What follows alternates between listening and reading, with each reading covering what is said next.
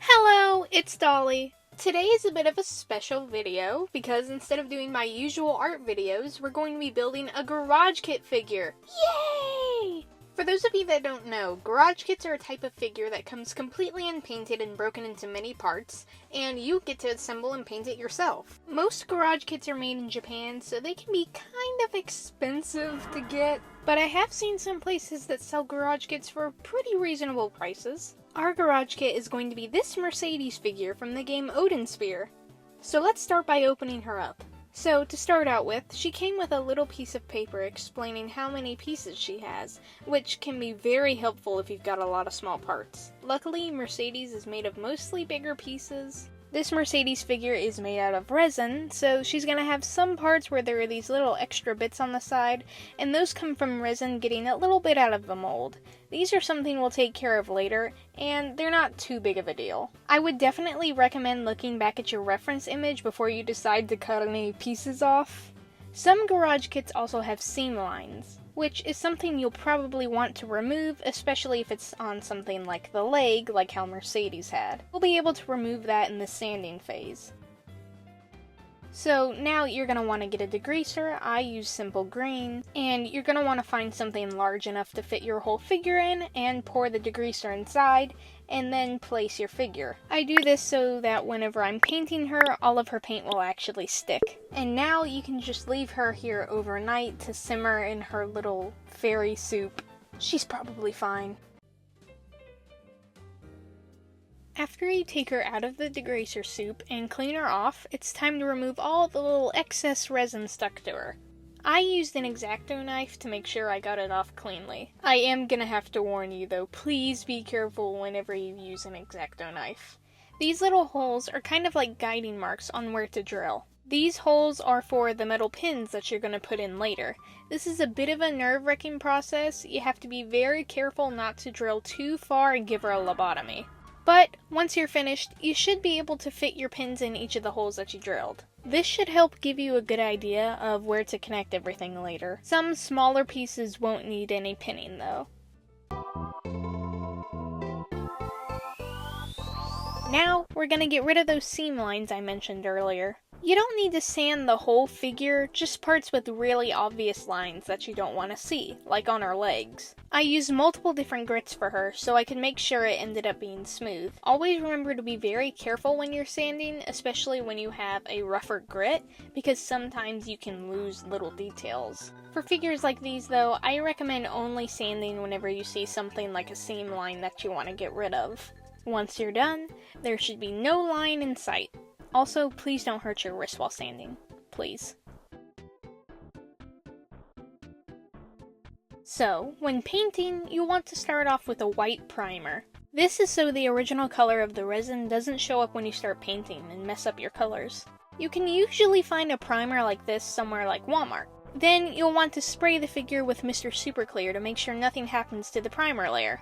You're likely only going to find Mr. Super Clear somewhere like Amazon. There may be specific figure stores that have it, but you're not going to find it somewhere like Walmart or Target. I would highly recommend spraying at least 2 coats of Mr. Super Clear to make sure the primer is fully sealed. As far as her colors, the paint I used for her skin tone I actually got at a D&D minifigure store.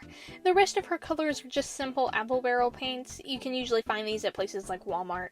To start out, you're going to want to water down your paints. You don't want to just take a big chunk and start going to town because you'll probably get a very lumpy paint job.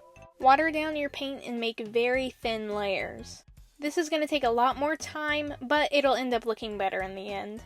As far as Mercedes herself, she is from a PS2 game called Odin Sphere, and I myself haven't played it. I know, fake fan. But I really like the art style the game has. I really love the painterly 2D sprites, and I really like some of the character designs. I really like Mercedes, but look at her! And look at this guy!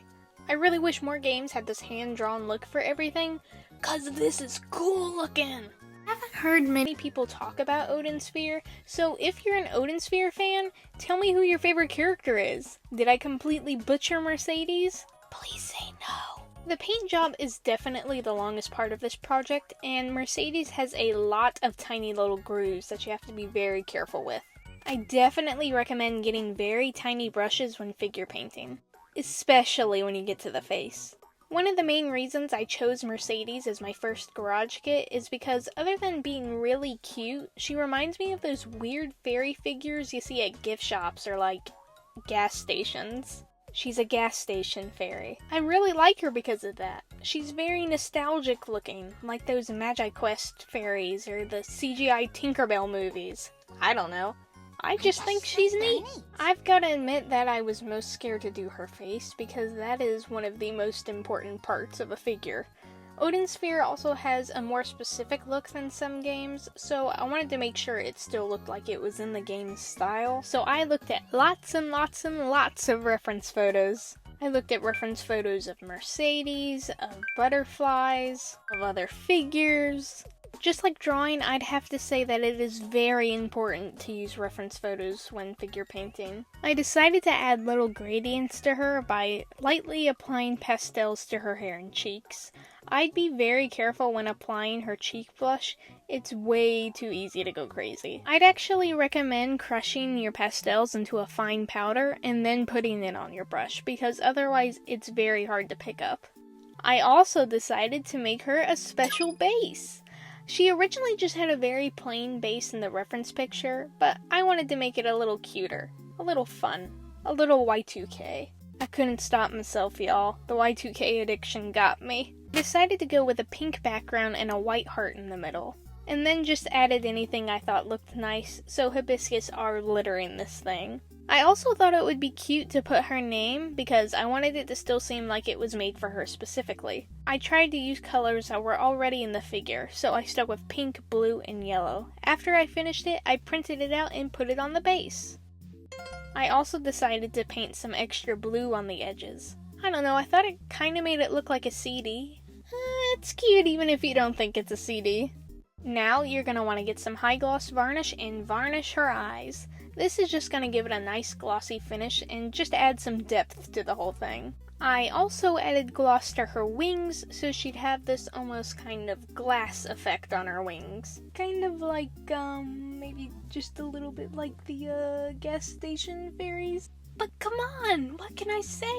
It's a good look! Her pieces are all painted and varnished. It's time to assemble! You're gonna want to take your pins and some 2-part epoxy and carefully begin to glue everything together. I recommend holding the 2 pieces you're trying to glue together with your hands for at least 10 minutes if you've got fast drying epoxy to make sure everything is completely dry. And now, we're finished!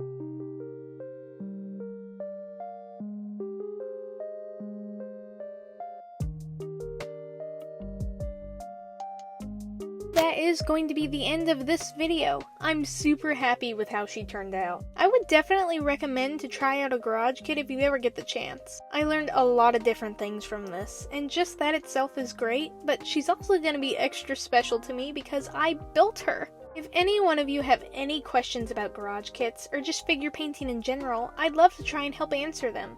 Thank you all so much for watching, and goodbye!